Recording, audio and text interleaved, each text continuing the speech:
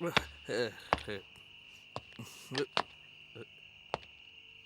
दुलारी बिजलिया जैसे कमर लचका। ए दुलारी दुलारी ए दुलारी।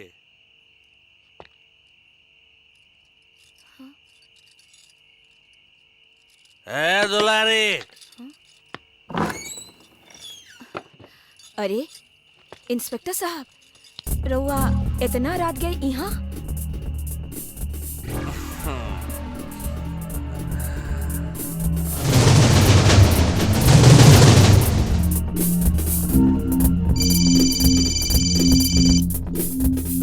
पुलिस चोर है।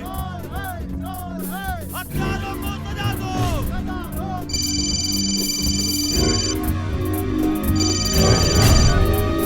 हेलो सर, हम अविनाश सिंह बोलत बानी। लालगंज पुलिस चोर है। यहाँ थाने के बाहर हंगामा मचल बा। रउआ जितनी जल्दी हो सकी उतनी जल्दी यहाँ। ठीक बा, हम आवत नहीं।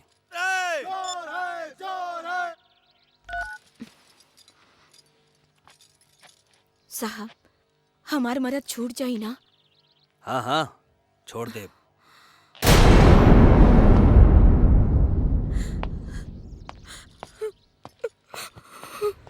लालगंज पुलिस चोर है। हथियारों को सजा दो। लालगंज पुलिस चोर है। आगे के पड़ी देखी, रउआ लोग शांत हो जाएं, वरना मजबूरन हमरा गोली चलावे के पड़ी। चोर है।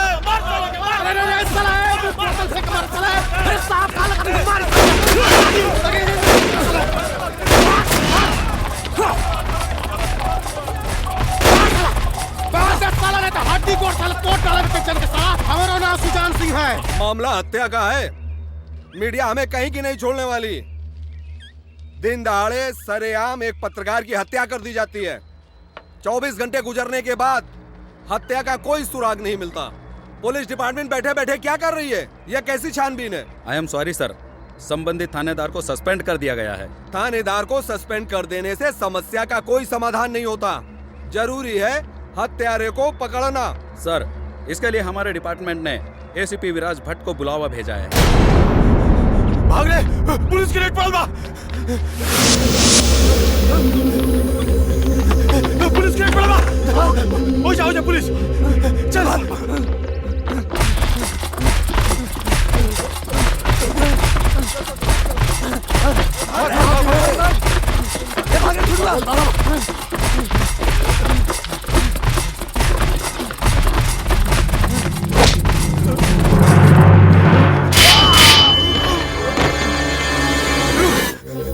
रुक अभी आओ थी, रुक।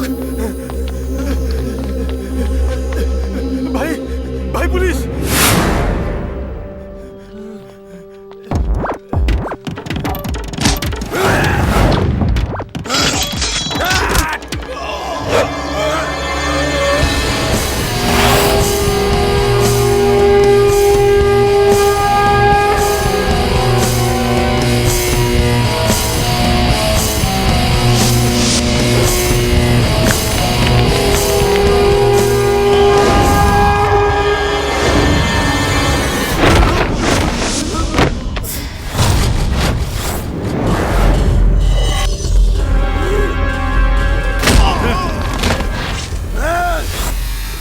जुर्म और दरिद्रन से ई दिमाग जाला हट। कानून के रखवाला बानी, नाम है विराज।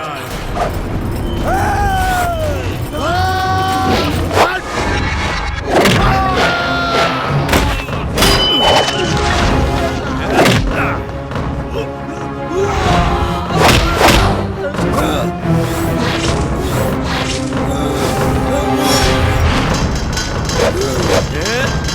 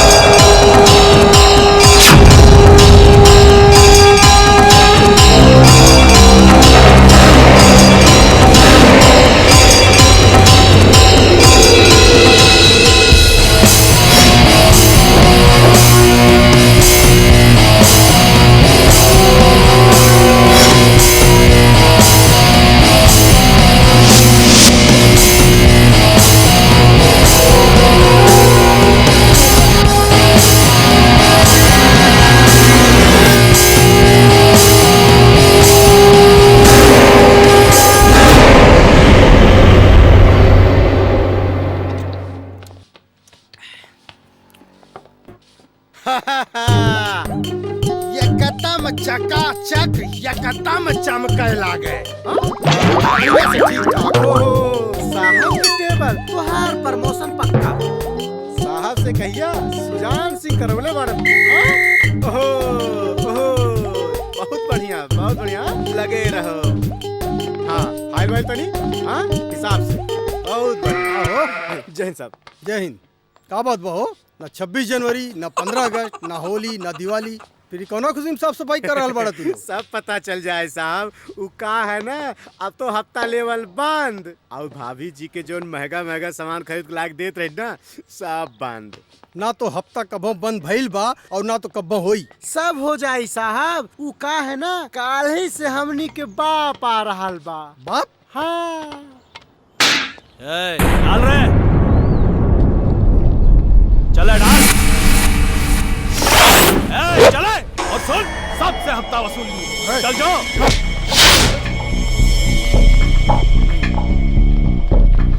बंद कर रहे हैं। चल कर।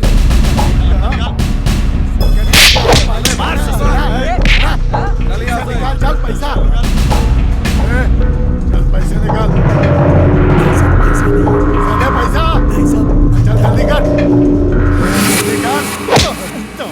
मत मारो। हफ्ता निकाल। नहीं साहब, बहुत चढ़ गए बाका। सर जी हमारे पास पैसा नहीं है। नहीं है तो का अपन बीबी के पेट में लपेटा, हफ्ता देवे से मना करा।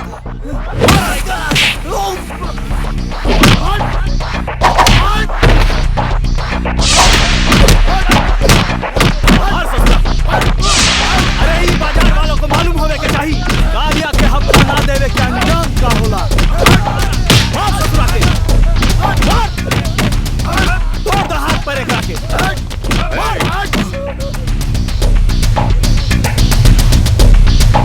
तू लोग एकरा के काहे मार रहल वाला था?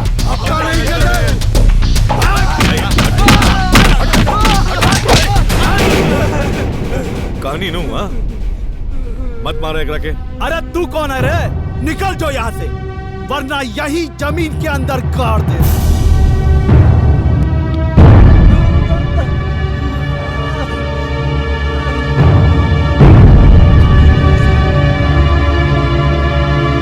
सब लोग कान खोल के सुन ला, आज के बाद कोनो दुकानदार के हफ्ता देवे के जरूरत नहीं खे।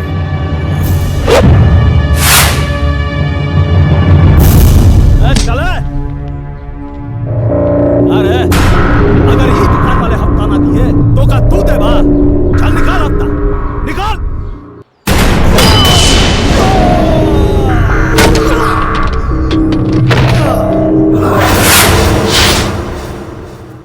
मार ससुरा के।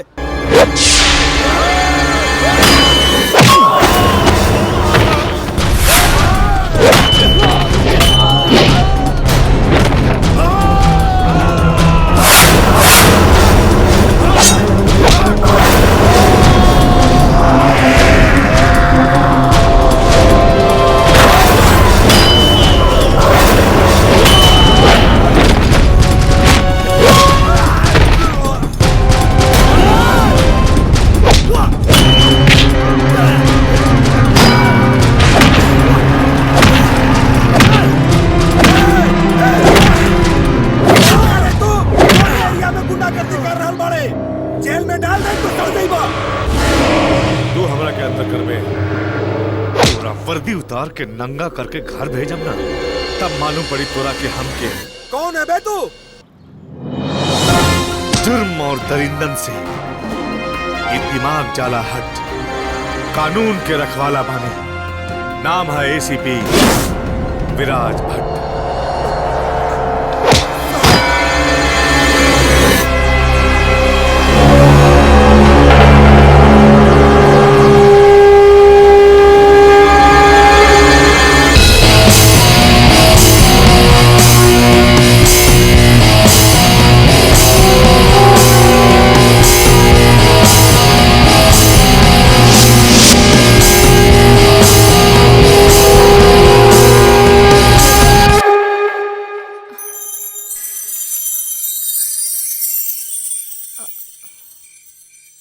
ई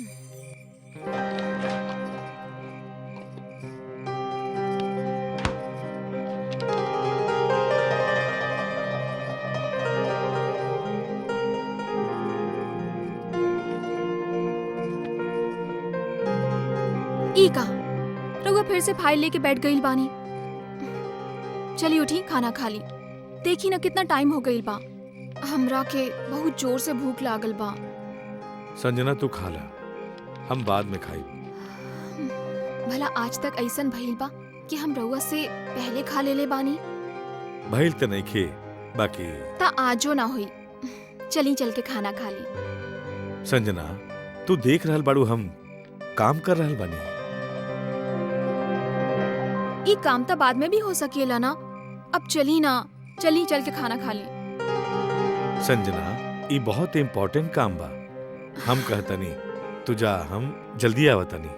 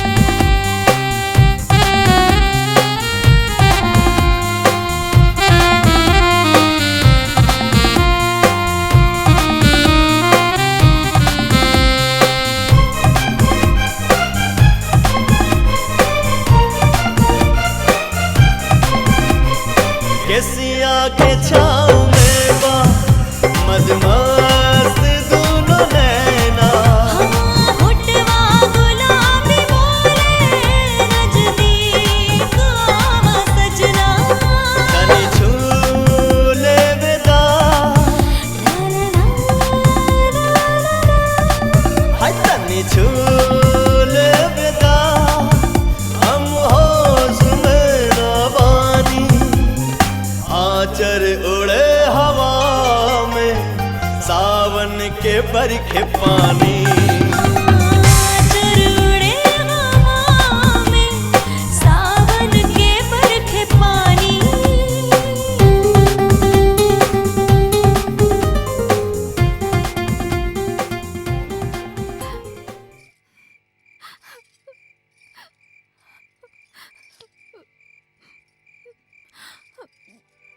अरे संजना ई का फिर वही रोल धोल शुरू। चला खाना खा लिया जाए। हमरा के भूख नहीं के, रउआ जाई यहाँ से। अरे बाप रे, इतना गुस्सा। अब मान भी जा। अरे हमरा के बहुत भूख लागल बा। भूख लागल बानू त निकाल के खा ली। अबले कबो ऐसन भइल बा का? देखी हमार ब्याह राउर संगे भइल रहे, ना कि राउर वर्दी संगे। जब देखा हमरा के डांटत रहेलन। घर में हमरा के अपन पति चाहिए, पुलिस ऑफिसर नहीं। सॉरी मैडम, अब हमरा के माफ भी कर दी। कहानी नु हमरा के भूख नहीं के। अच्छा तो एक काम करता नहीं, हम दोनों जने व्रत रख ले तनी, काहे कि तू हमार अर्धांगिनी हुआ, अरे हमार प्यार हुआ। बस बस बस बहुत हो गई। बात बनावे तक केहू रहुआ से सीखी। बात बना के रहुआ हमेशा हमरा के फुसला ले बेनी, लेकिन इतने से राहुल जिम्मेदारी खत्म ना हो जाला। Sanjana, I love you.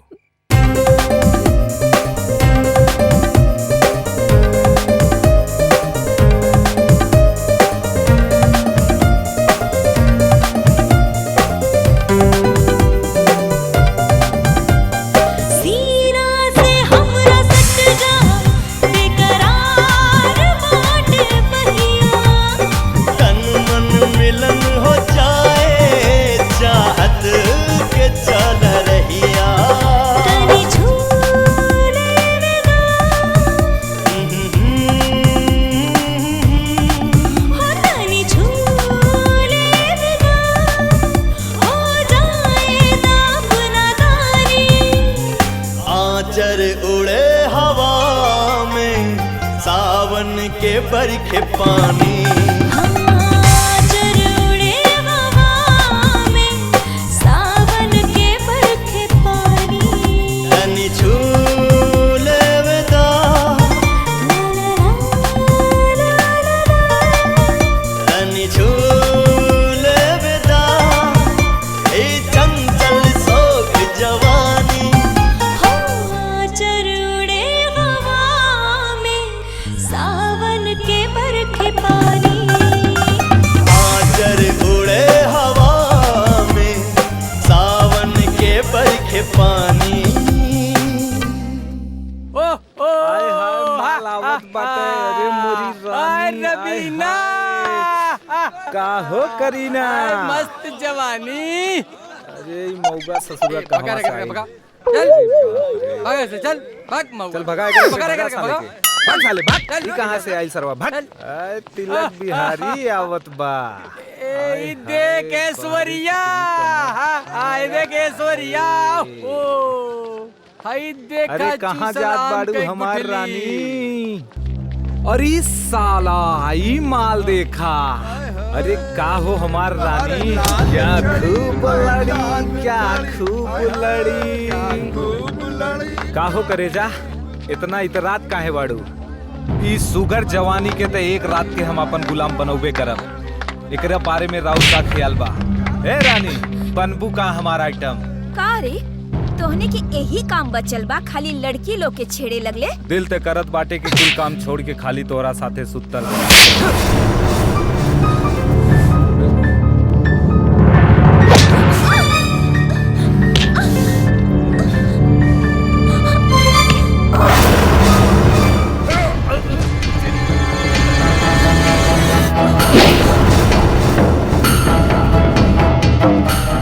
अभी तक तू होठ के लाली देख ले, अब हमरे हाथ के लाली देख। जले हुए शमशान के कोयले तू नहीं सुन।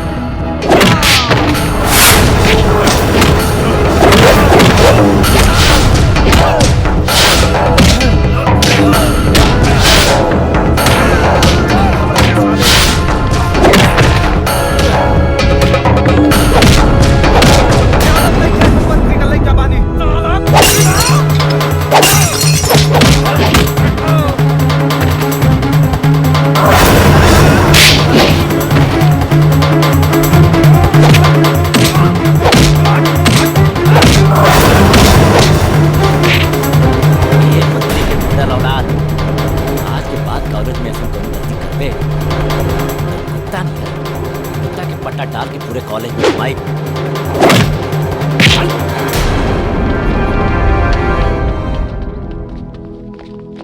ए करे जा, कॉलेज में अगर ऐसे छोट छोट कपड़ा पहन के आईबू ना तो केहू कभी मन डोल जाई।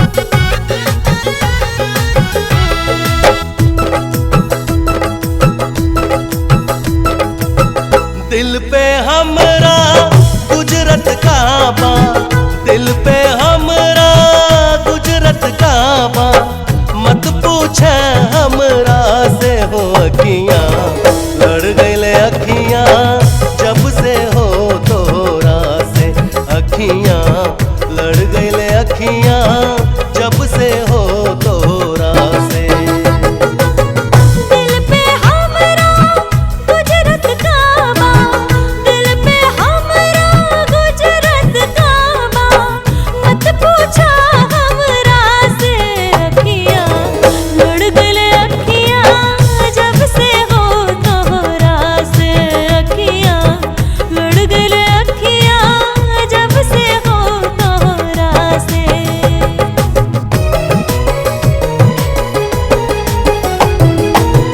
लागे ना दिल कतही गोरी हर पल हम बेचैन रहीला दिन रात तोरे सपना देखी और ना हम कुछ देखीला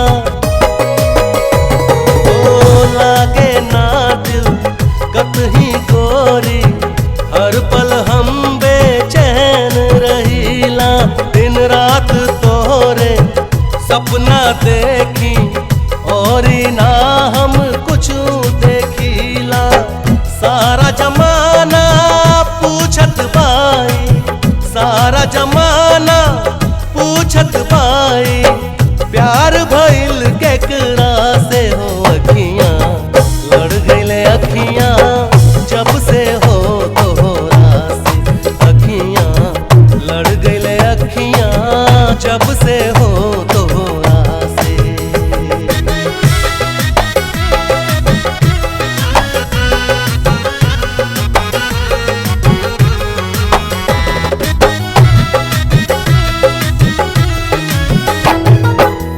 पगलिन जैसन हाल भइल बा एक एक पल एक साल भइल बा तोहरा से सच कहिए राजा दूर रहल मोहाल भइल बा हो पगलिन जैसन हाल भइल बा एक एक पल एक साल भइल बा तोहरा से सच कहिए राजा दूर रहल मोहाल भइल बा अजब शरारत करत बा दिल अजब शरारत करत बा दिल देखा तू नियरा से अखियां लड़ गईले अखियां जब से हो तोरा से अखियां लड़ गईले अखियां जब से हो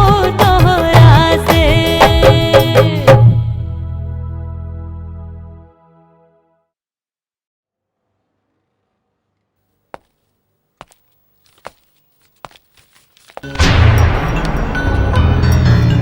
प्रणाम एसपी साहेब।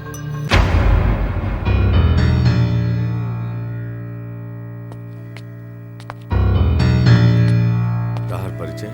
लंकेश, हमार नाम लंकेश है। अपहरण, लूट, फिरौती, मर्डर के 50 मामला में तुहार हाथ बा, लेकिन फिर भी तू आजाद घूम रहे बड़े। काहे कि आज तक कौनो पुलिस अफसर तोरा के गिरफ्तार करे के हिम्मत नहीं खे कैलस। ऐसन कौनो बात नहीं के एसपी, कोशिश तक कई लोग कैलिस, बाकी सफल ना भई। केहू के जान गई त केहू डर के हाथ मिला लेलिस।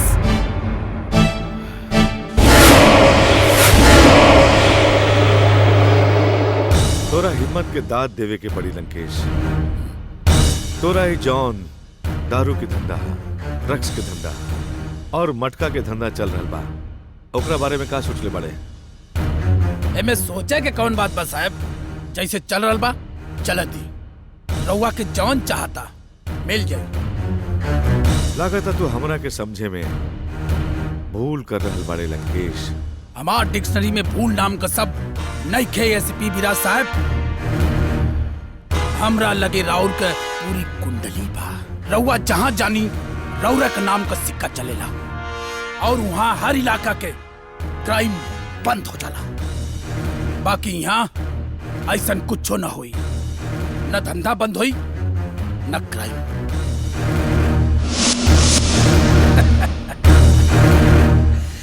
काहे से कि ई इलाका बुझाता बहुत घमंड बा तोरा के अपन ताकत पर। घमंड नइखे एसीपी साहब, नाज बा।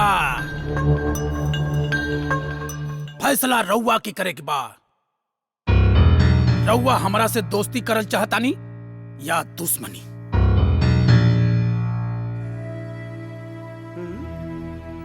सलाम।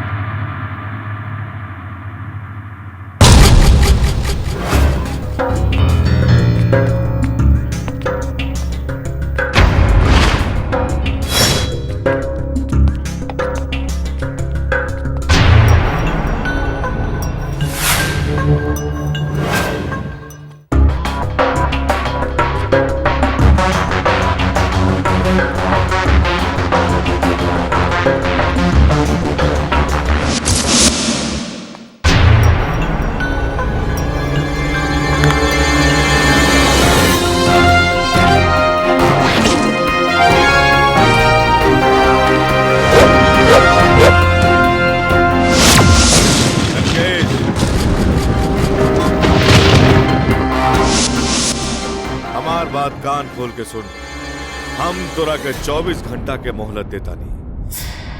24 घंटा के अंदर अपन गैर कानूनी धंधा बंद कर दे,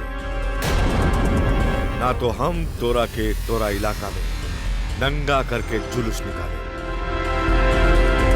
काहे कि हमार भी एक उसूल बा कि हम सांप के ओकर बिल में घुस के ओकर फन कुचल दिहिला।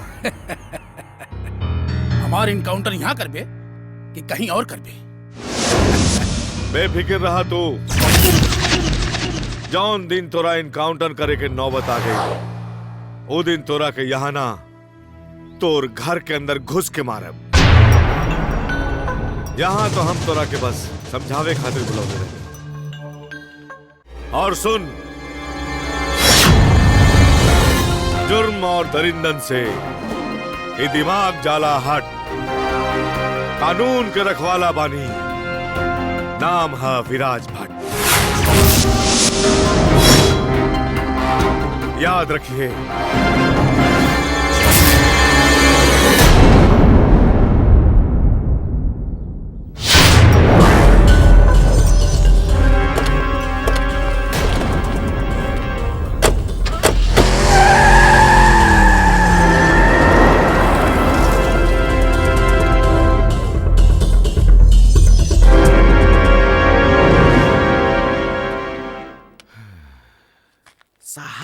सुनली है कि चौराहा पे बिजली रानी के नौटंकी आइल बा। कहाँ तो चल के आज रात वहां बिता लिहल जाए।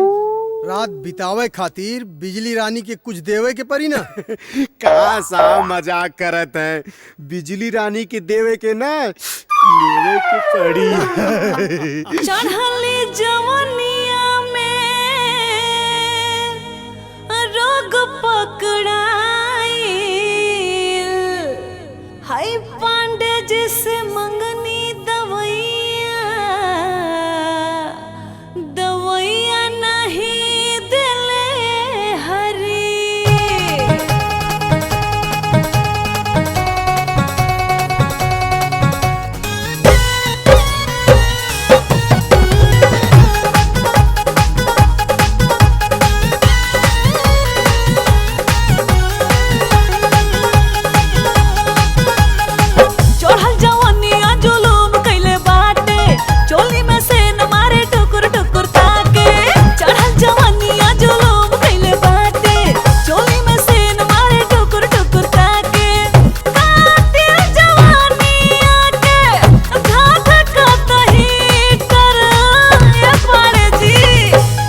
पड़िया नापी तो हर घर में लगा के थर्मामीटर। पड़िया नापी तो हर घर में लगा के थर्मामीटर।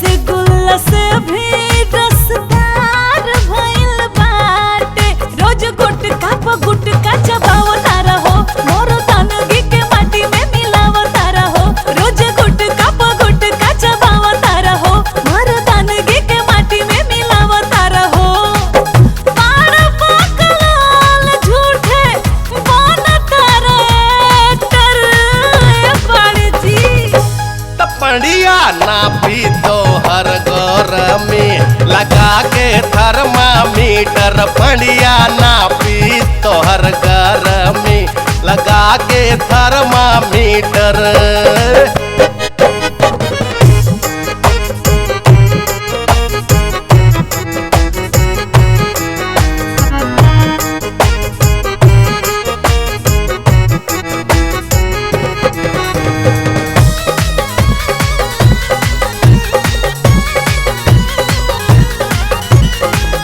धैले बानी धीरज यही से बूझेलू गंवार हो एक मिनट में झर जाई गर्मी तोहार हो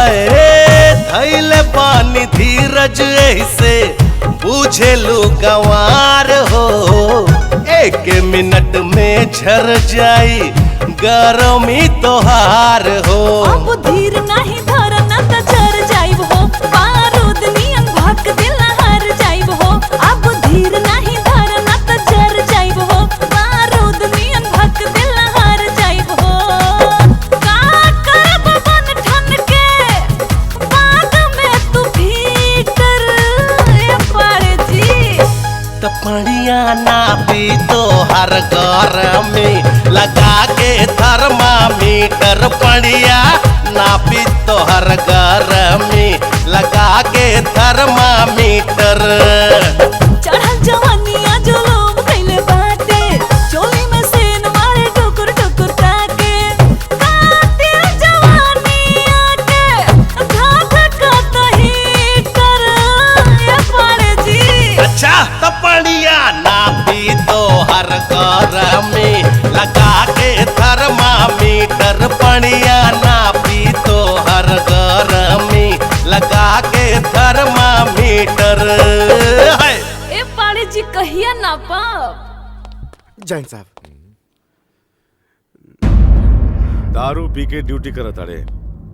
हाँ हम तो रोज पीला साहब राउर के पता नहीं के का काल से अगर दारू पी के ड्यूटी पे आईबे ना तो सस्पेंड कर दे। कर दी वैसे भी केकरे पास टाइम बा साहब उ का है कि जब तक हम दारू ना पीलानू त हमारी हाथ पैर काम ना करेला और वैसे भी दिमाग मोह बहन हो गइल बा साहब। बड़ा हक से बोल रहल बड़ा तू। साच बोले के हक सबके होला साहब। वैसे भी ई घटिया नौकरी में का रखल बाटे हमार बाबूजी हमार माई हमार मेहरारू हमार बच्चा और हमार दूधू भाई बेरोजगार बाटे साहेब। और ही कांस्टेबल के पगार में ओकरे घर के सिर्फ चूल्हा जल सकेला बाकी ओ में पकावे वाला अनाज नहीं खे साहेब। और रउआ जब से आइल बानी सबके हफ्ता पानी बंद हो गइल बा साहेब। बाकी हम लेला रउआ के मना कैला के बाद भी हम लेला साहेब हम लेला। ज्यादा से ज्यादा का हुई हमारा के निकाल दी है सस्पेंड कर दी है साहब। हम अंडरवर्ल्ड जाओ जाके हम डॉन बन जाओ और सब लोग सुजान भाई कह के सलाम करिए साहेब। और रउआ भी हमरा के डर के सुजान भाई बोली साहेब सुजान भाई सलाम करिए साहेब।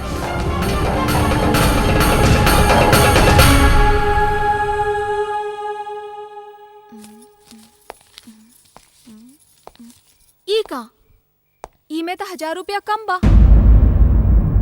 वो कहा कि हमार डिपार्टमेंट में एगो हवलदार बा सुजान और ओकर बहुत बड़ परिवार बा और कमाई इहे से रउआ 1000 रुपया ओकरा की मदद कर देहनी इहे नु। हाँ आज तक हमरा के ई समझ में ना आउनी कि रउआ सगरे डिपार्टमेंट की प्रॉब्लम खुदे काहे सॉल्व करे लागे नी। अगर केहू की तनख्वाह कम बा त ओकरा खातिर सरकार बाटे नु। बाकी रउआ त भइले बानी हईली त ई पैसा भी बाकी के हवलदार में बांट दी। संजना गुस्सा बाद में करी है थक गई बानी तनी, एक कप चाय पिला देना प्लीज।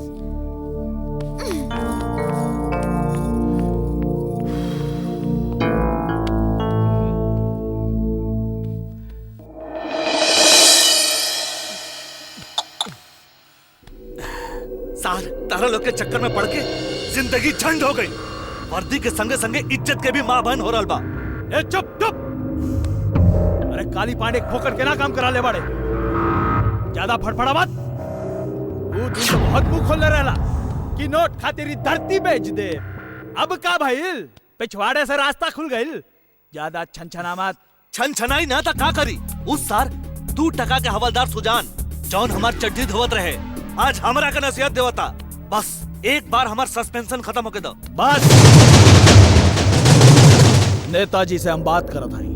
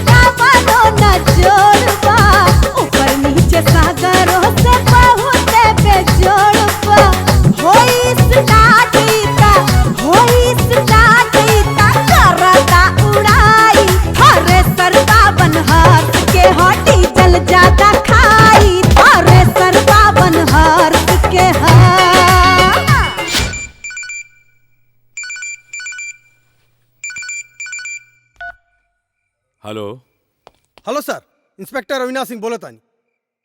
यहाँ अंबर होटल में एगो लड़की के साथ रेप हो गई, जेकर हालत काफी गंभीर बा। तू लोग लड़की के लेके हॉस्पिटल जा, हम अभी बता नहीं। ओके सर।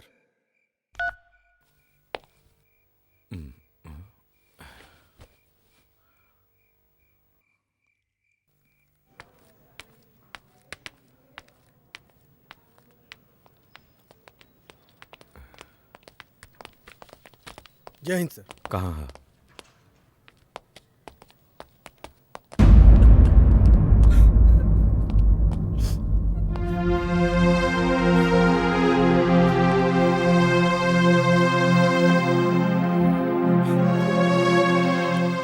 रोने की कोई जरूरत नहीं है। तुम्हारा नाम क्या है? पूजा। पूजा, सबसे पहले तो हम तुमसे ये पूछना चाहेंगे, तुम इस केस को रजिस्टर करना चाहती हो या नहीं? क्योंकि अक्सर ऐसे केस में जब कोर्ट में पेशी होती है तब लोग अपना बयान बदल दिया करते हैं। सर, मैं एक गरीब परिवार की लड़की हूँ। मेरी इज्जत के अलावा मेरा कुछ नहीं है। मैं उन दोनों को सजा जरूर दिलवाना चाहती हूँ। क्या नाम है उसका? बंटी और उसका दोस्त रंजीत। तुम होटल में कैसे पहुंची? मेरे बॉस ने फोन करके कहा कि ऑफिस की जरूरी फाइल छूट गई है, तुम उसको लेकर होटल में आ जाओ।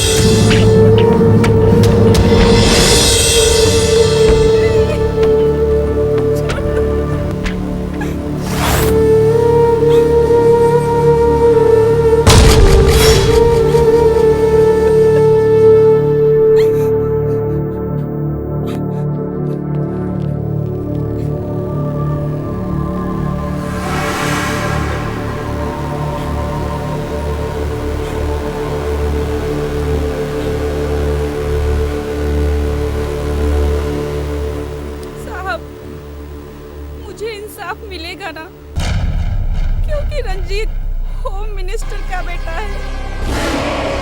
जरूर मिलेगा।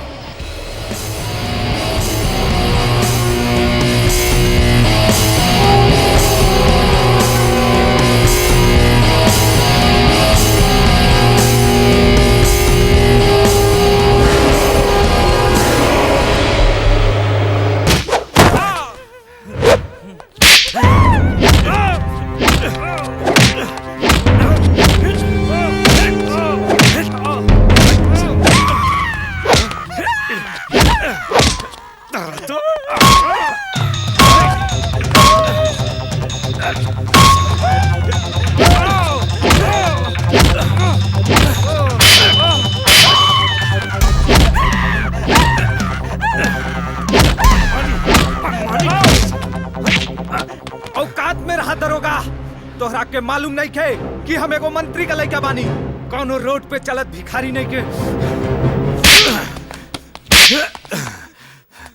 मंत्री के लइका बाड़े, अब देख कि तोरा और तोरा बाप की गर्मी हम कैसे उतारता नहीं।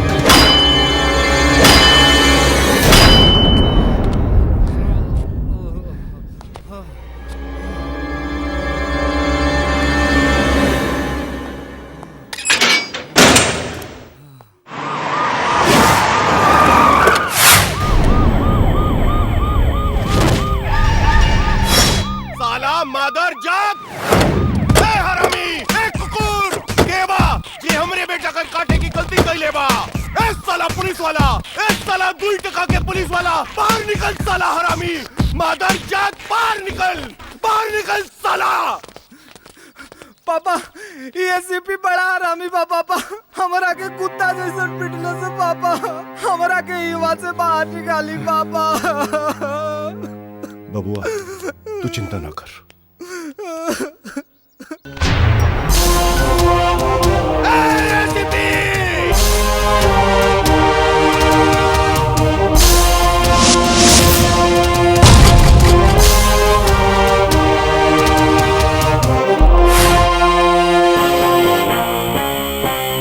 गर्मी बात और अंदर जौन हमार बेटा के कानून मंत्री के बेटा के अंदर कर देले बाड़े।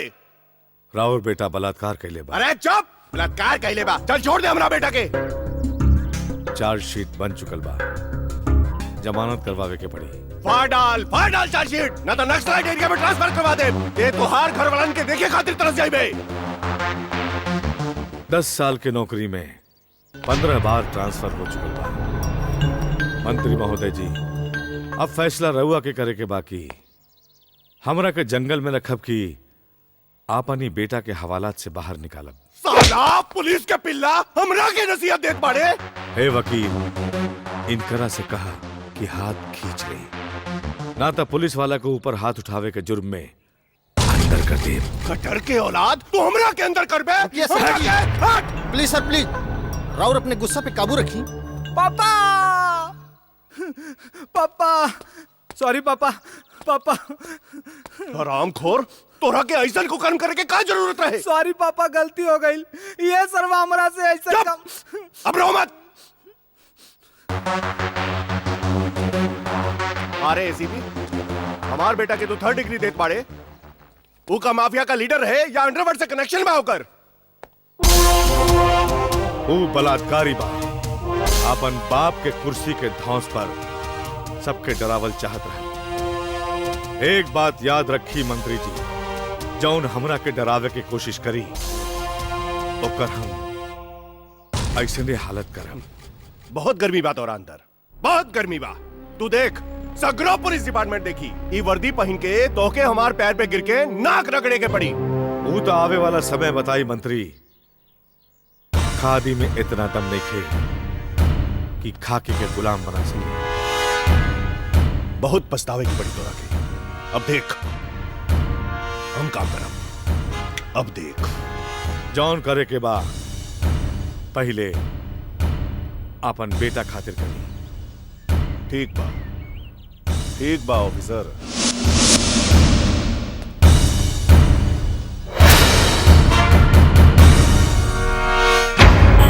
ऑफिसर, प्रशासन हमार मुट्ठी में बा, जनता के हम रखीला ख्याल। नाम बा दयाल प्रताप सिंह, याद रखिया। हे मंत्री, जुर्म और दरिंदन से ये दिमाग जाला हट। कानून के रखवाला बानी, नाम है विराज भट्ट।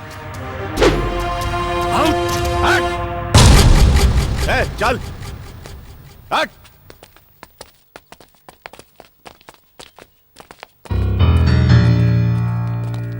कारे तोर बाप अगर शेर हवे तो हमार साहब बब्बर शेर।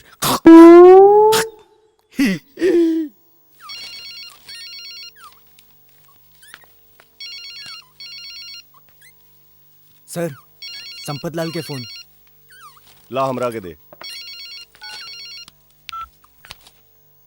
हम संपत लाल बोलतानी। भौंक साले भौंक, ते भी भौंकला। रउआ कैसन बात करतानी दयाल जी? रउआ कानून मंत्री बानी, रउआ के व्यवहार तो शिष्ट और शालीन होखे के चाहिए। ए हरामी, अब हमरा के तोरा से तमीज सीखे के पड़ी। हम रउआ से बहस करत नइखे चाहत बानी, हम रउआ से बस इतने कहल चाहत बानी कि रउआ जवान अपने ताकत और सत्ता के दुरुपयोग करके अपने बलात्कारी बेटवा के बचावे के कोशिश कर रहल जात बानी, वो ठीक नइखे बा। अरे तो का ठीक बा, ओकरा के हवालात में सड़े दी। सत्ता और सरकार दोनों हमार लगे बा। तू देख संपत लाल, काली हम अपन बेटा के छुड़वा ले। दयाल जी, ज्यादा से ज्यादा रउआ अपने बेटवा के जमानत करवा ले बा। एकरा से ओकरा का होई, ओसे ओकर बात धुल जाई। हम एसीपी विराज भट्ट के बहुत अच्छी तरह से जानतानी, पूरा और बेटवा के सजा दिलवा के ही छोड़ी। ए संपत लाल, एसीपी के गुनगावल बंद कर। अरे फूक दे तो उड़ जाए सरवा। हम कोनो सड़क छाप लीडर नहीं की, हमरा लगे होम मिनिस्ट्री बा, होम मिनिस्ट्री। उस सरवा के ऐसन जगह फेंकब के शहर देखे खातिर तरस जाई। सत्ता के गुरूर में रउआ पगला गइल बानी दयाल जी। जहाँ सत्य होला वहाँ विजय होला। और एक बात, एसीपी विराज भट्ट के छानबीन के दौरान अगर रउआ टांग अड़ावे के कोशिश कैली, ओके बचावे के बीच में हम बानी। अरे हट साला भड़वा, हट। प्रशासन हमार मुट्ठी में बा, जनता के हम रखीला ख्याल। नाम बा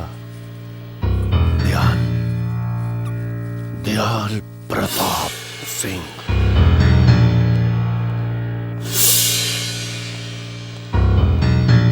एसीपी साहब, ई बाटे रंजीत और बंटी के जमानत के कागजात।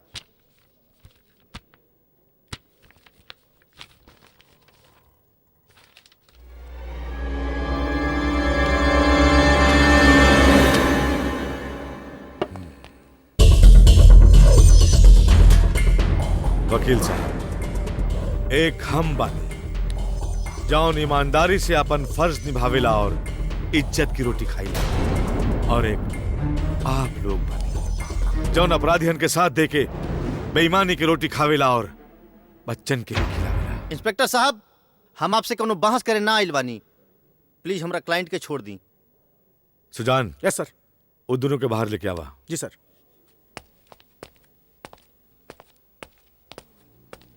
चलो रे, मौसिया आ गई ले। चल।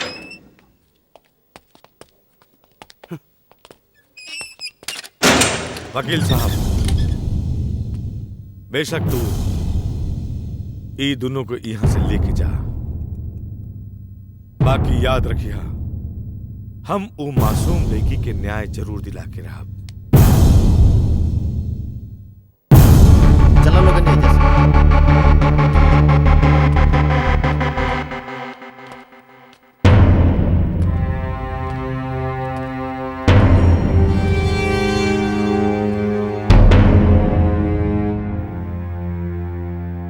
वो इंस्पेक्टर भी बड़ी टेढ़ी खीर बा और उ लड़की भी माने के तैयार नहीं ए वकील, वो लड़की की दलाली छोड़, हमरा के ही बता अब का करे के बा। लड़की जैसे ही कोर्ट में गवाही करी केस रजिस्टर्ड हो जाई। मरवा डाल साली के। हाँ पापा मरवा दियो ओकरा के। तू अपन मुंह बंद रख हरामी, मुंह बंद रख।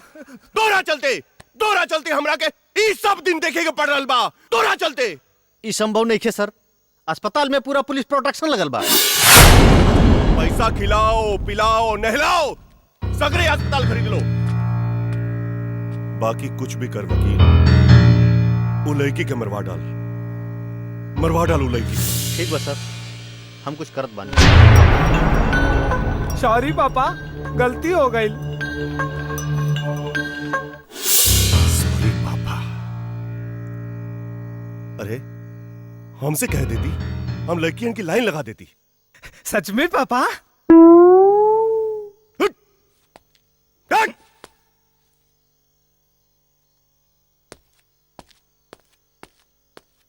खुद ही कहलन और खुद ही डांटेलन।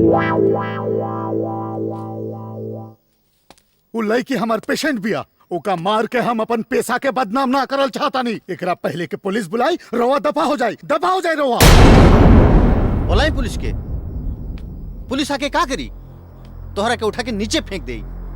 सुसाइड के केस बना के आत्महत्या के खबर पूरे अखबार में छाप के सारे मामला के रफा दफा कर दी। हमने के बात माने के कोशिश करी डॉक्टर साहब, हमने के बात मान ली। रउआ के इतना पैसा मिली, राउर कोनो दूसर शहर में जाके खुद के क्लिनिक खोल सकत बानी।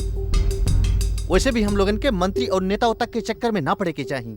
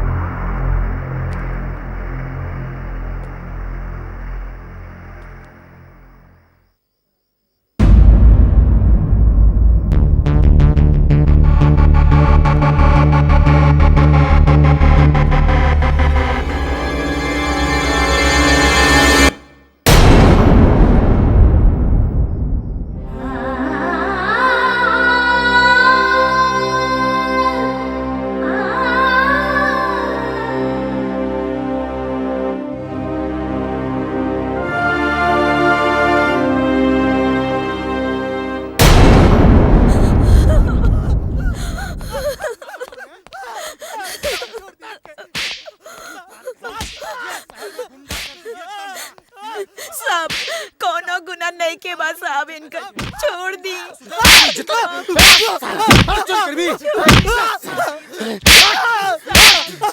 हमार लड़का हॉस्पिटल में एडमिट बा, ओकरा खातिर ये चोरी कइले। इनकरा छोड़ दी साहब को, कोनो गुना नहीं के कर। सुजान, एकरा के बाहर लेके आवा। चल साला चोर।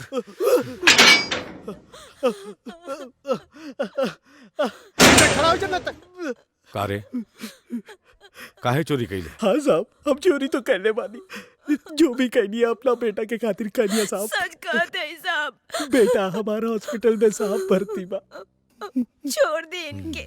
जा तू लोग।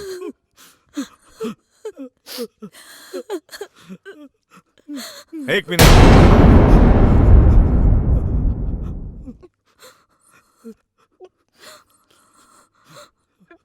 लाई रखला, बच्चा खातिर दवाई खरीद लिया और आइंदा से चोरी मत करिया। ठीक है साहब। के कहा था पुलिस हैवान होता, तू तो हमार खातिर भगवान है, तो आरुप करम कब्बो ना भूलम। ठीक बा जा।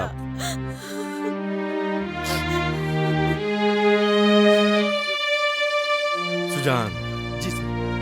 हम लोग पुलिस वाला बने, लेकिन उससे पहले आम इंसान भी बने।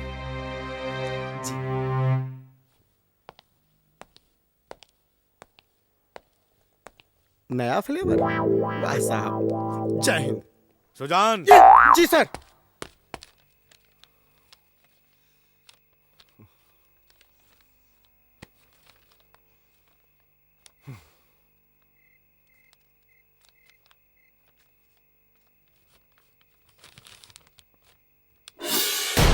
ये हरामी एसीपी हमार नाक में दम कर दिली बा। ई सरवा के चलते आज हमार कुर्सी खतरे में आ गई बा। एकरा के चलते आज हमार कुर्सी खतरे में आ गई बा। पापा। क्या पापा? पापा चुप साला पापा। तोरा चलते चारों तरफ हमरा नाम के तू हो रहल बा। तोरा चलते। पापा हमार बात तो सुनी, काहे न एसीपी के बहन और ओकरा बीबी के उठवा लिहल जाए।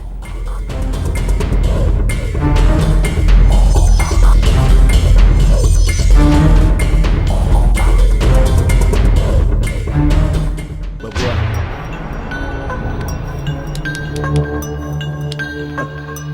अनजाने में ही सही, जिंदगी में पहली बार काम की बात कही ले बा।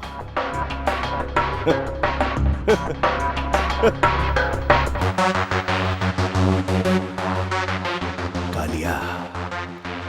जी सरकार।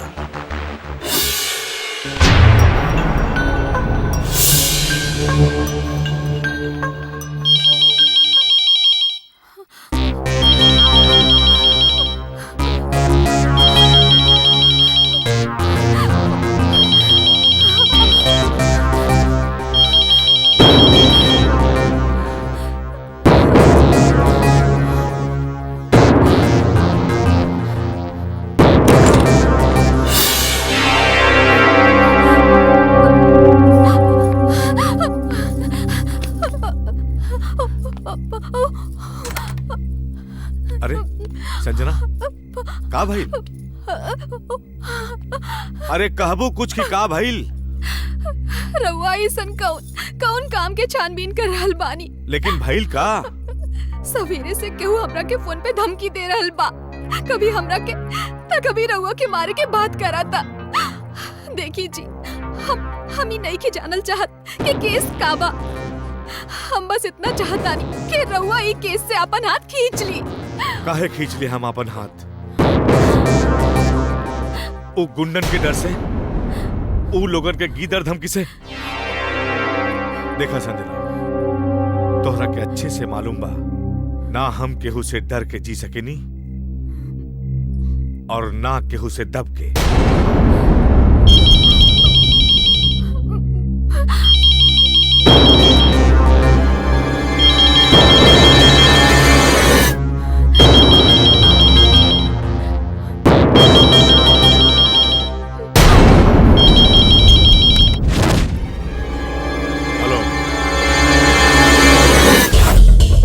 एसीपी विराज भट्ट का फैसला कैले मियां बीबी मिलके। देख हमार बात मान और ई केस के फाइल बंद कर दे। जाके मंत्री जी से हाथ मिला दे, ना तो जिंदगी झंड हो जाए। समझ ला? अबे साले हिजड़े की औलाद, फोन पर धमकी दे रहल बाड़े। साले अपन बाप मंत्री से जाके कह दे, जौन दिन भेजा सटक गईल, पिछवाड़े में डंडा डाल के चौराहा पर गाड़ दे।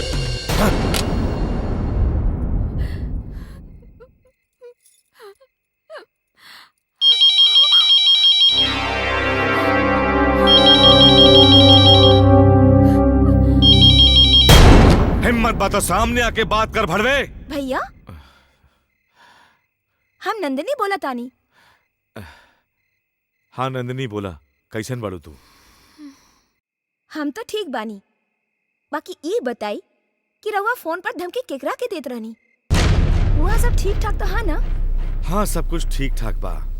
तारा के तो मालूम बा ना कि पुलिस की नौकरी में छोट मोट धमकी तो मिलबे करेला। भौजी कैसन बाड़ी भैया? ठीक बाड़ी। बात करबू का? हाँ तनी दी ना। हेलो नंदिनी। भौजी प्रणाम। खुश रहा। भौजी शादी के सालगिरह बहुत बहुत मुबारक हो। धन्यवाद।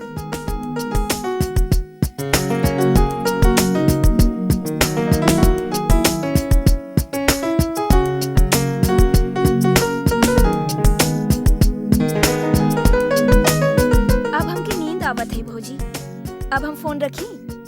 अच्छा ठीक बा, रखी।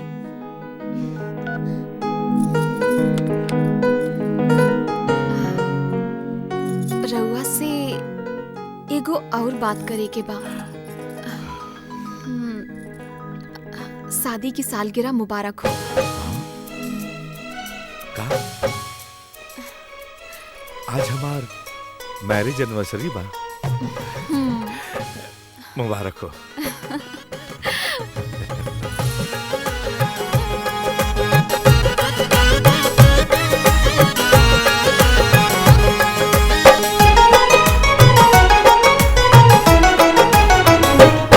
गोरिया चोरी चोरी धड़कन में समा गईलो, गोरिया चोरी चोरी धड़कन में समा गईलो। कैल जादू कवन आपन बना ली हलो। छैला चोरी चोरी धड़कन में समा गईला, छैला चोरी चोरी धड़कन में समा गईला। कैला जादू कवन आपन बना ली हलो। गोरिया चोरी चोरी धड़कन में समा गईलो।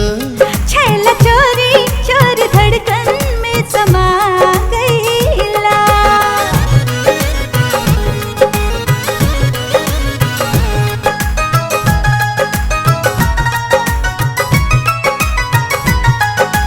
धरती अंबर के रिश्ता दिल से दिल के लागल हो। जब से तोहके दिखनी सजना मन बेबस पागल हो। दिल के देवता हमके देवी तू बना ले हना।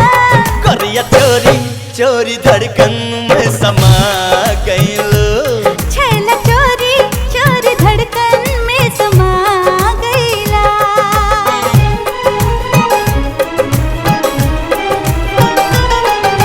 तू सूरजवा हम चंदनिया रब के जोड़ल जोड़ी हो। हम बदरिया तू मुरनिया दहिया बायंगूरी हो। बन के लासा जैसे हमरा के सटाली हलो। छैला चोरी चोरी धड़कन में समा गईला। गोरिया चोरी चोरी धड़कन में समा गईलो। कैला जादू कवन आपन बना ले हना। गोरिया चोरी चोरी धड़कन में समा गईलो। छैला चोरी चोरी धड़कन में समा गईला। पप्पा आई सुखराम, पप्पा आई ना आई। पप्पा विराज भट्ट सस्पेंड हो गई। पप्पा सस्पेंड हो गई। पप्पा पप्पा सुखराम आइल बा। पप्पा आवा सुखराम आवा। जाना तारा हम तोहार सस्पेंशन काहे वापस ले लेवानी। काहे कि हमरा के पूजा मर्डर केस के फाइल चाहिए। बाकी एगो बात याद रखिया, ई बार हमार बबुआ पर जरा सी भी आंच आई तो सोच तोहार वर्दी के साथे साथे तोहार चड्डी भी उतर जाई। अब जाके अपन ड्यूटी कर। जा। यस सर। पप्पा अब हम बच जाए ना पप्पा।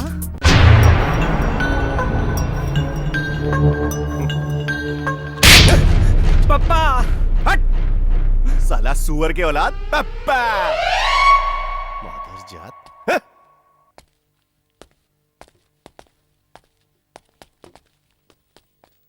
देखी ना हमार पापा कितना बड़ा समझदार बाड़ा कि अपने आप के ही गाली देत बाड़ा।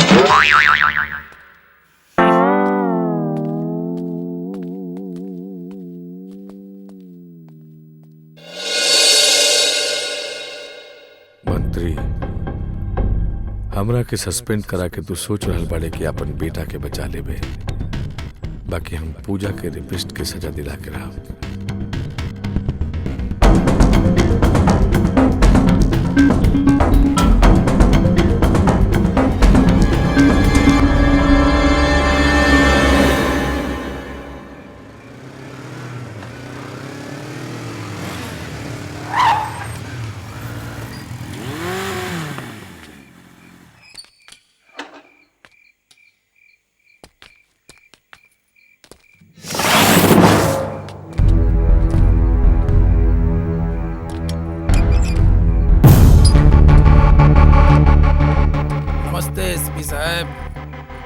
भाभी जी प्रणाम।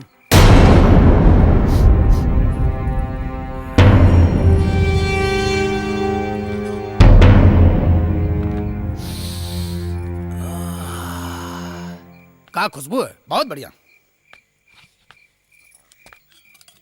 आलू का सब्जी तो हमरा के बहुत बढ़िया लागेला।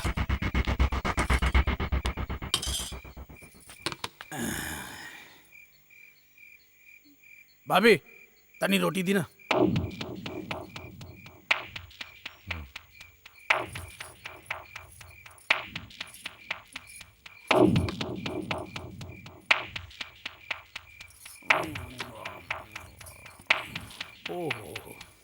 बहुत बढ़िया। हम सुनने की राउट ट्रांसफर हो गए बा एजा से। सही सुनने वाले।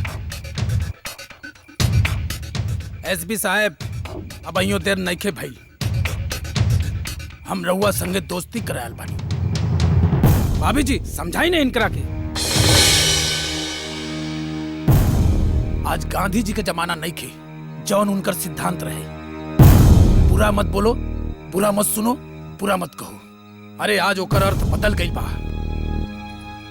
अरे जब नेता लोग खादी पहन के ये देश के लूट रहल बाड़न त हमनी के आम जनता बानी जा। जिया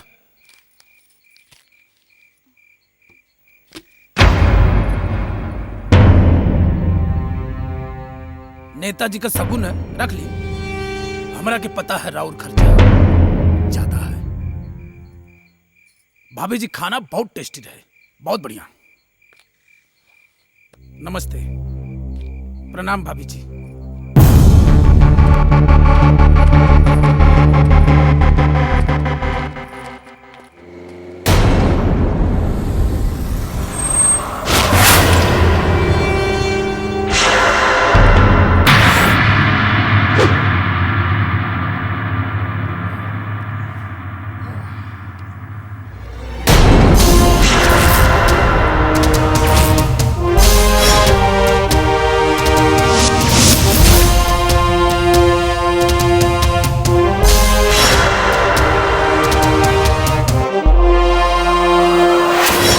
लंकेश,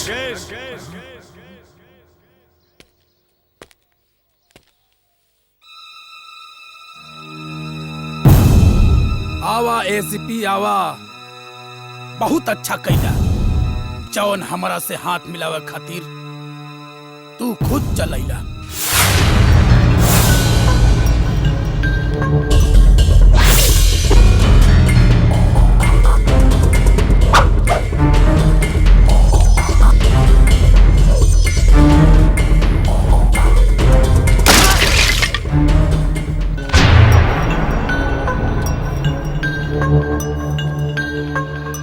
हमारा पर टुकड़ा के तू अच्छा ना कैला एसीपी।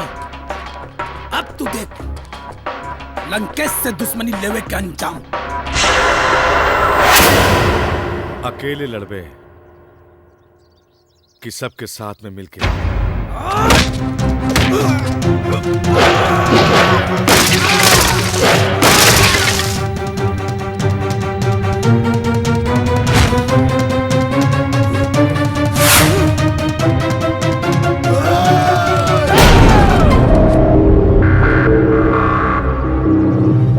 और हमरा बीच में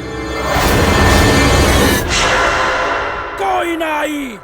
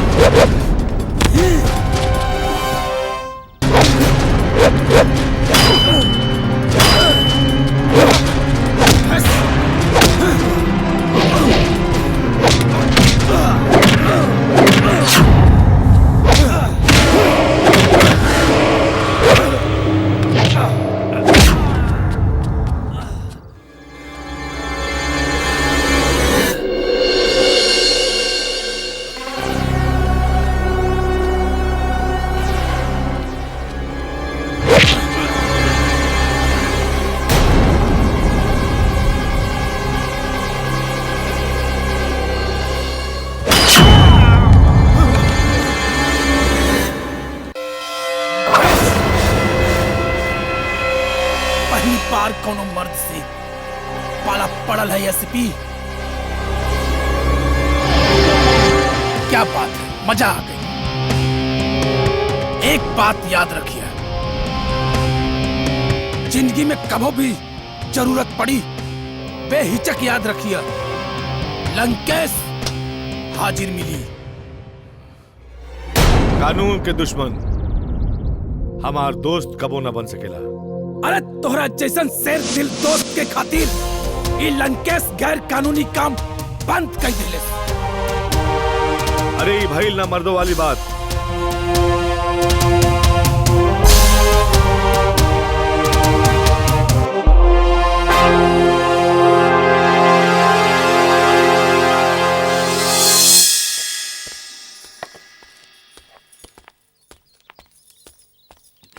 जय सर।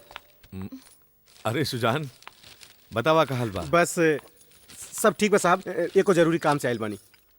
बतावा। उ का है साहब, सुखराम के सस्पेंशन ऑर्डर वापस ले लिहल गइल बा। आज ही वो ड्यूटी ज्वाइन करी और सबसे पहले पूजा रेप केस फाइल खोजे के कोशिश करी। काहे से मंत्री जी के बेटा के रक्षा करे के बा। नमस्ते। यही से हम पूजा के बयान और कुछ जरूरी कागजात निकाल लेते बानी। जी थैंक यू। देखिए साहब,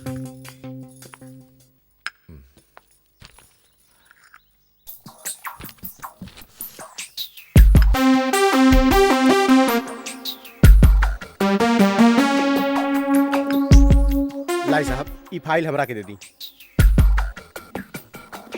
काहे से रउआ के पास रखब ठीक नहीं थे। उ काहे साहब, सुखराम बड़ा नीच और घटिया किस्म के इंसान बा। थाना में अगर फाइल ना मिली तो उ रउआ के घर पे सर्च वारंट लेके आ जाई और फिर साहब। वेरी गुड, बहुत दूर के सोचेला तू। उ का है साहब, दारू जरूर पीला लेकिन थोड़ा बहुत कानून हमहू जानीला। साहब लाई हमरा के दे दी, हमें का संभाल के रखब साहब, विश्वास करी। हमरा तोरा पर पूरा विश्वास बा।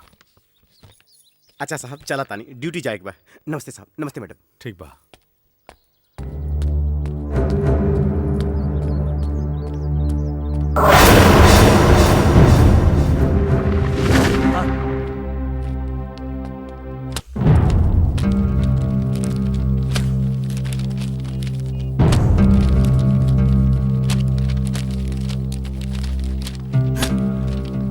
ओकरा के उतार।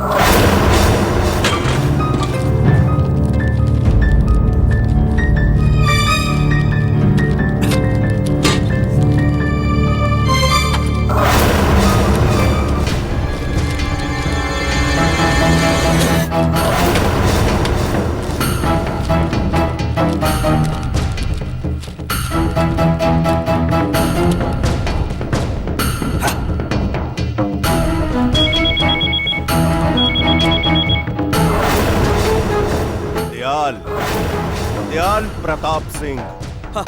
हेलो सर। फाइल के का भइल? हाँ सर, ढूंढा था ये बाटे हम सस्पेंशन उठावले बानी। ए कुंवर, जल्दी फाइल ढूंढ के हमरा लगे ले आ। जी सर। इस साले नेता लोग भी ना घोड़े पे सवार रहे ले। ढूंढा सर, ढूंढा। कामचोर। सर, वो फाइल कहीं एसपी विराज भट्ट अपने साथे तो ना ले गई बा?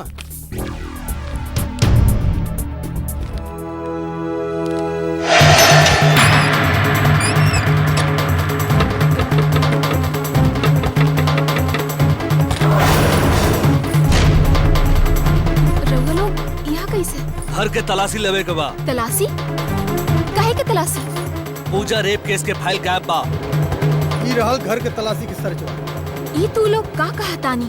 का तू लोगन भूल गईलन कि जौने एसीपी विराज भट्ट के आगे पीछे घूमत रहला, आज ओनी के घर की तलाशी लेवे आइल बानी? संजना,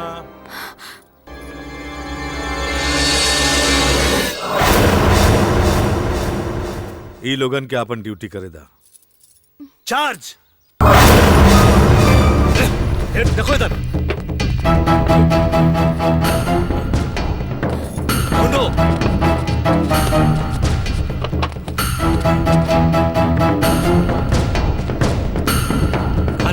नपुना चेक करा। देखो चारों तरफ, इधर देखा, अलमारी में देखा, बोला करेंगे इधर।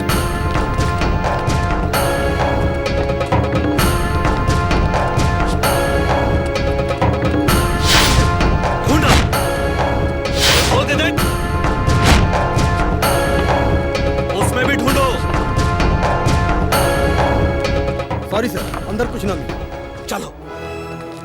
ए चल रहे, चलो। जी सर।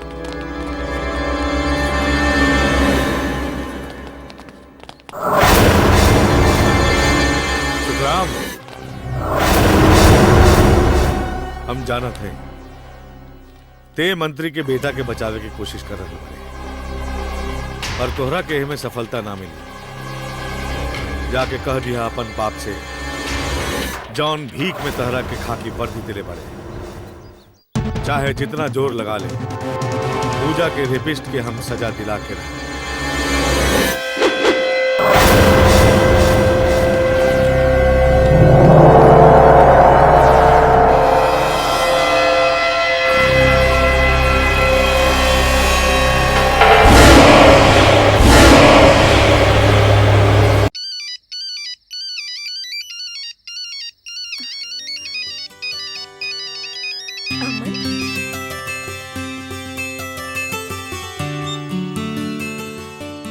हेलो।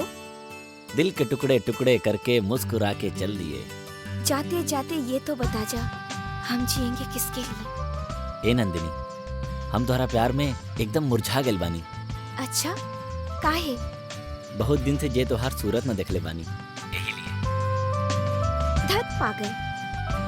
खाली पागल से काम ना चली, पागल प्रेमी बोला हो। तो समझ में आ गई प्यार का होला? ये इश्क नहीं आसान, बस इतना समझ लीजिए, एक आग का दरिया है और डूब के जाना है। अब समझ में आ गई कि जुदाई में जियल कितना मुश्किल बा। ए नंदिनी, हम तोहरा के बहुत मिस कर रहल बानी। मिस तो हमहू बहुत कर रहल बानी अमन। त जल्दी से आ जाना। आ तो जैती अमन, पर भैया भाभी से का कह? भैया कहियन के कॉलेज की छुट्टी है, तो अब ही जाके तू का करबो? तब भैया से झूठ बोल के आ जा, कहदा कि एक्स्ट्रा क्लासेस चालू हो गइल बा। तू का हमारे एक्स्ट्रा क्लास लेबा? तो हर एक्स्ट्रा क्लास तो हम ले, लेकिन शादी के बाद। नंदिनी, नंदिनी कट गई। ए नंदिनी, हम तोहरा से मिले अब ही आवतानी। अरे भौजी, तू कब आइलू?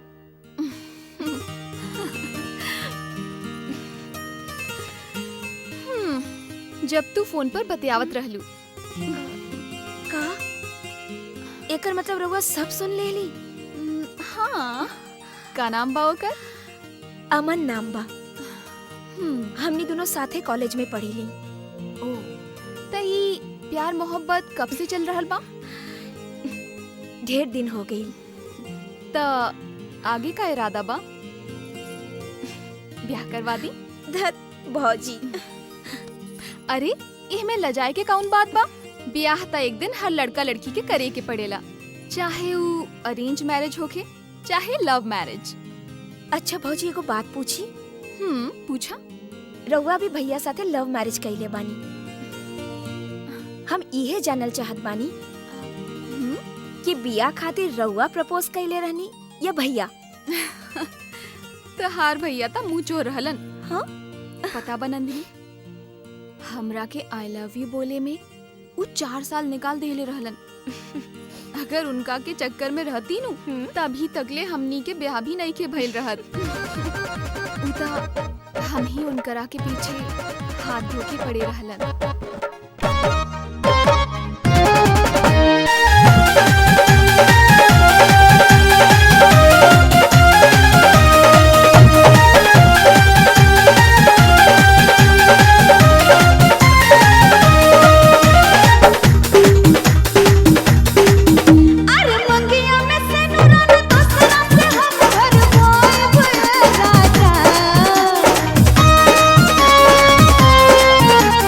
मंगिया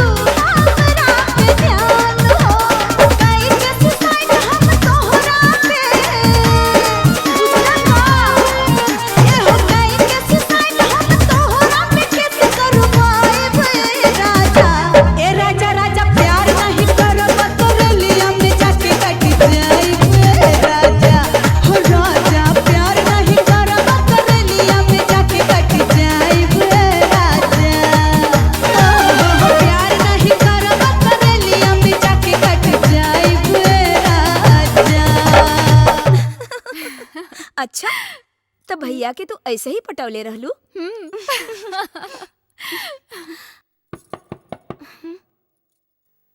इतनी रात के बा? हम अब ही आवतानी। भैया होई हन।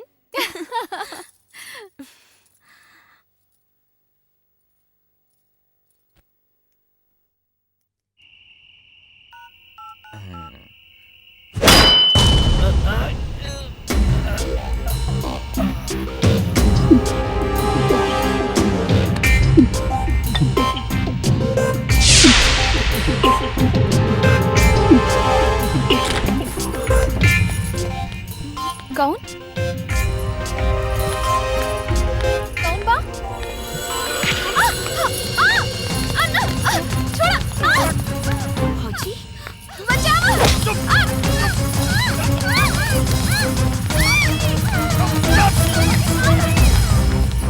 भौजी! भौजी!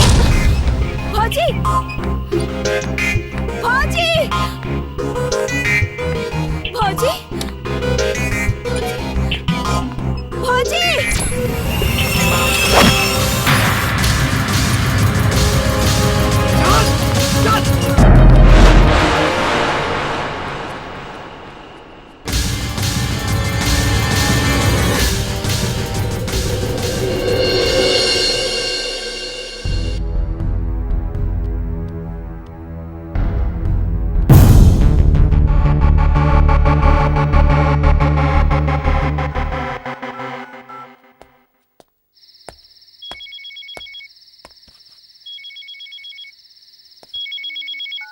हेलो। जय हिंद सर, अविनाश सिंह बोला तानी। हाँ बोला। रउआ के बहन और बीबी के मंत्री किडनैप के लिए। कहा? लेकिन ये सब तू काहे बता रहे बड़ा? हमने ईमानदार नहीं खे। एगो पुलिस वाले के परिवार के ऊपर आँच आवे, दूसरा पुलिस वाला कभो भी बर्दाश्त ना कर सके।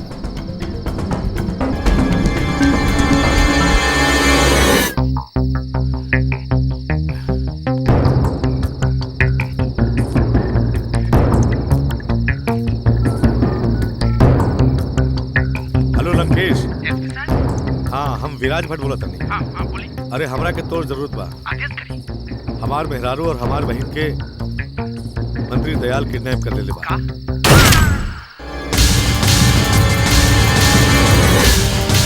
Hello hello Lankesh. हेलो।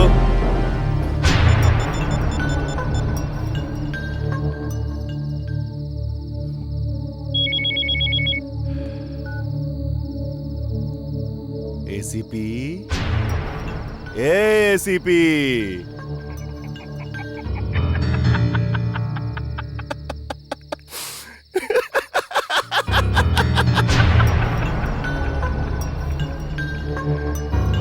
कि तू अपन बहन और बीवी के छुड़ावे के काम देले रहला, अब ई दुनिया में नइखे। यमराज के दर्शन करत होइए, यमराज के दर्शन।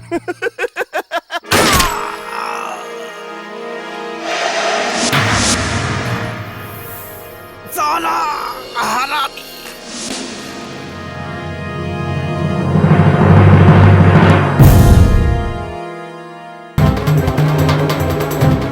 दयाल का दुश्मन, कालिया का दुश्मन।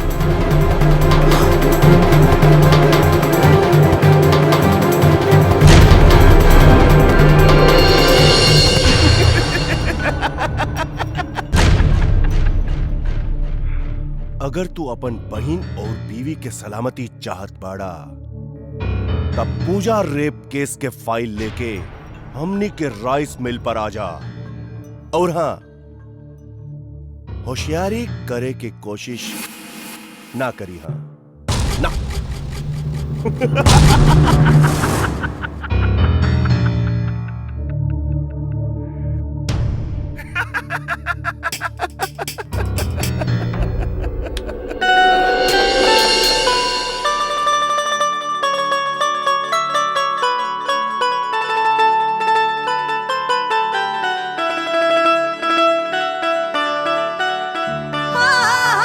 चढ़ली जवानिया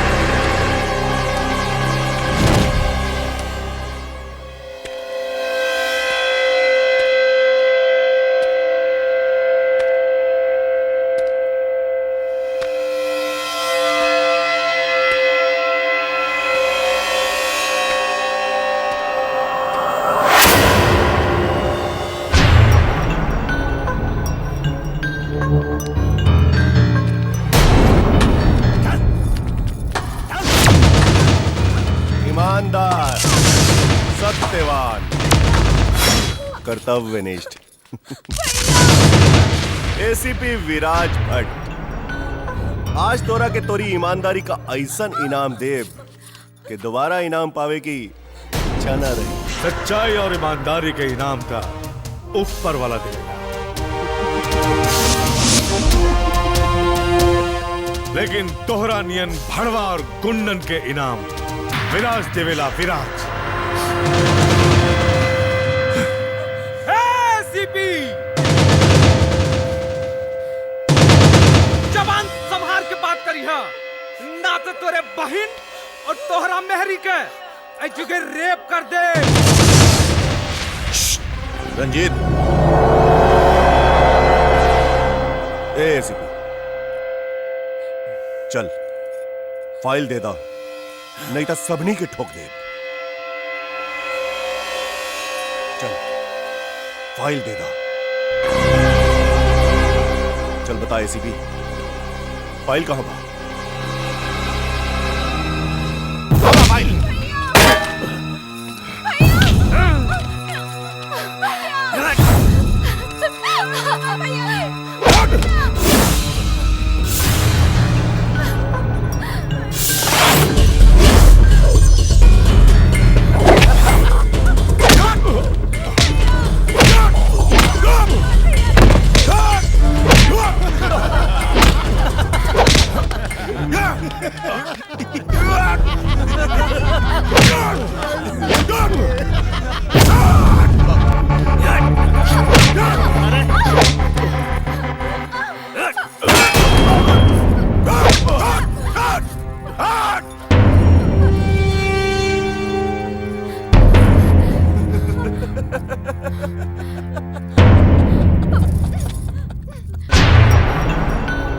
प्रशासन हमार मुट्ठी में बा, जनता के हम रखीला ख्याल। नाम बा दयाल, दयाल प्रताप सिंह।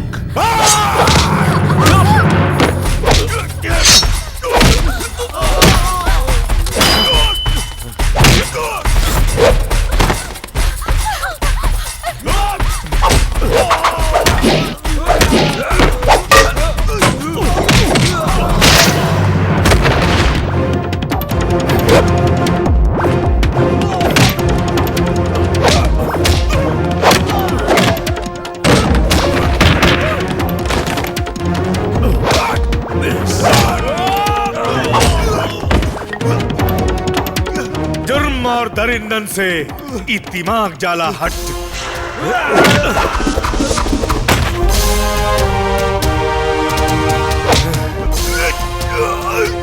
कानून के रखवाला बानी, नाम है विराज भट्ट।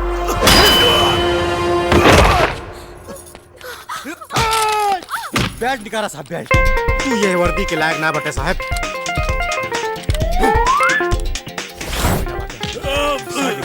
साहब जल्दी।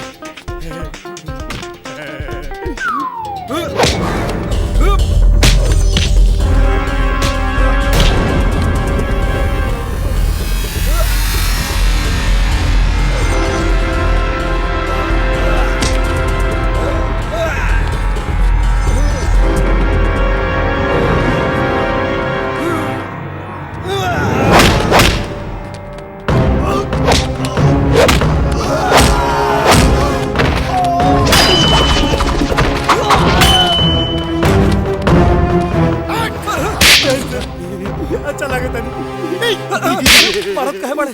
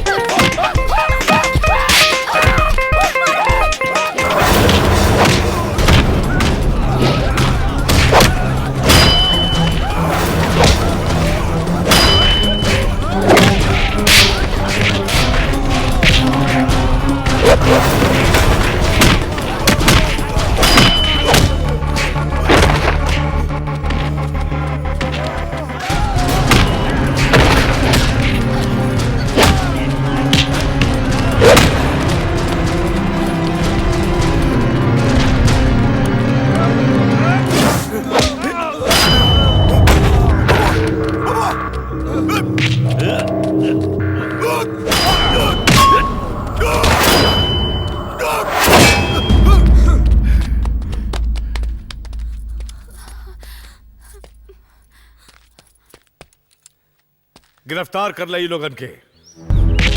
चल उठ।